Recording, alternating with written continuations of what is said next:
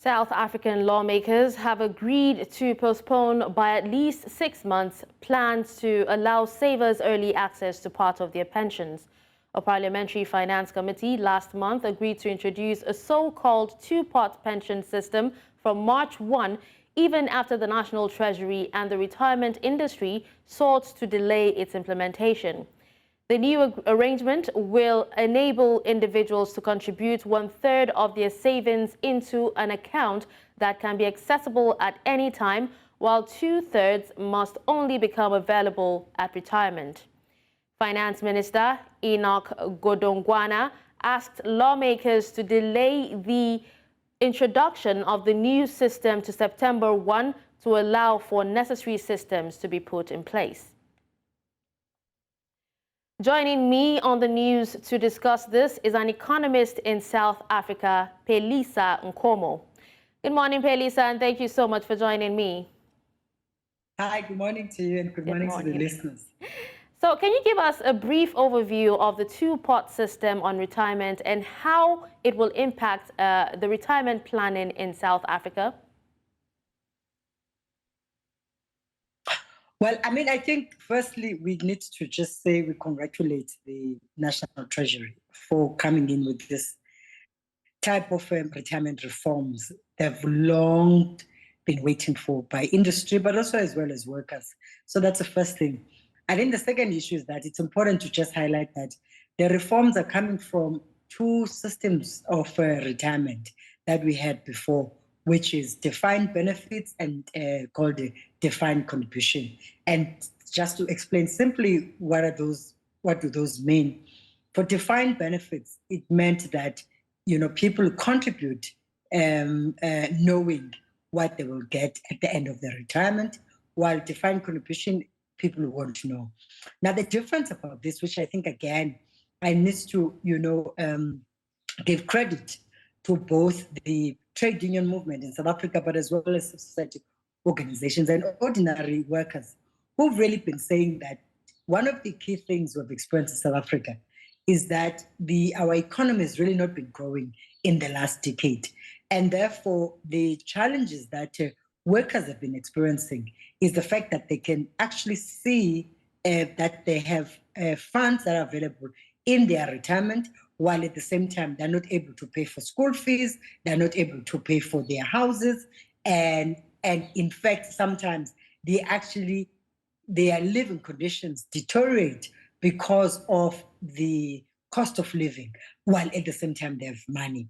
So what this retirement funds seeks to do is to then say, and as you said in your introduction in the two-part system, is that you retain some of the funds, 2/3, and then 1/3 is going to be kept in the savings. So it's to really allow for workers to be able to have access to some of the funds to relieve the pressure from it. We've had workers, for instance, who lost their houses, particularly during COVID, because they actually lost an income or they lost their job. And part of it has to do with the fact that they can't access their funds. So really, this retirement reforms really opens up an opportunity to access the funding. Some families, for example, could not even send their children to university. And in fact, while actually they could, because there's a correlation between how you live your life today, the meaning in terms of the living condition, the quality of lifestyle, versus when you withdraw your All right, Phelisa. Now with everything, Phelisa, if you can hear me, with all you've actually said, it seems like a very interesting reform that would actually go a long way at helping South Africans.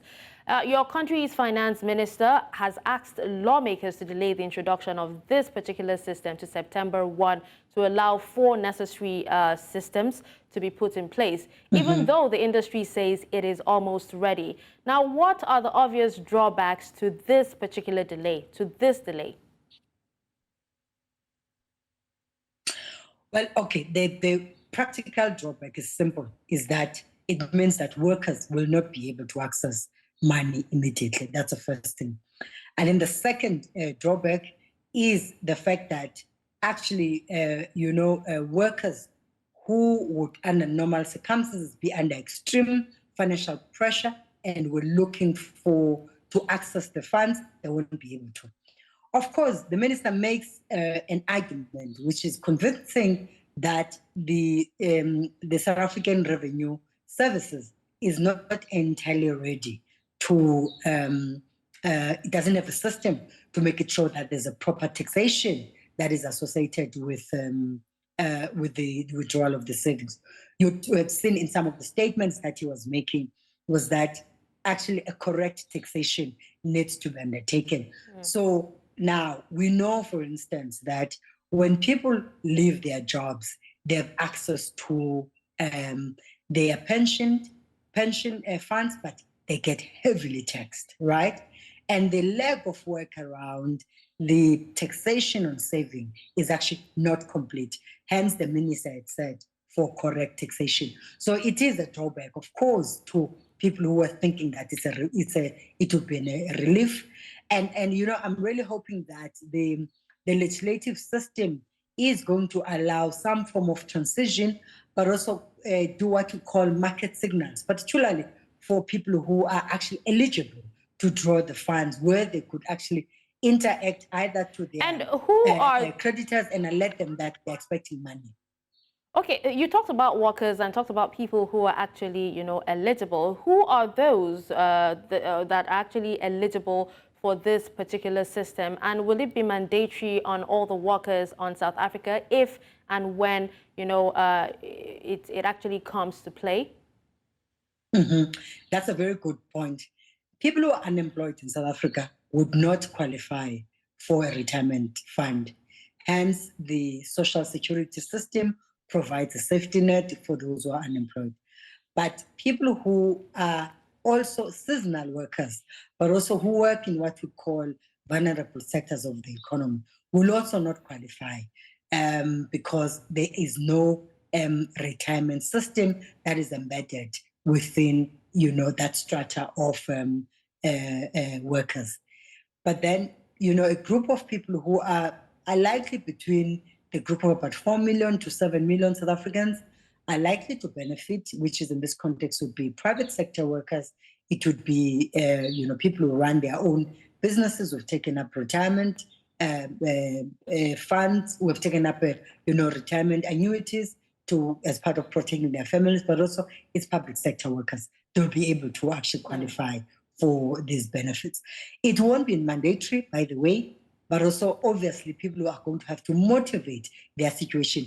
In fact, I recall the previous finance minister was actually disparaging workers, where he was actually saying that his worry is that once people start withdrawing this money, they're going to start, having a circumcision celebration, doing tombstone unveiling, doing parties, and building houses.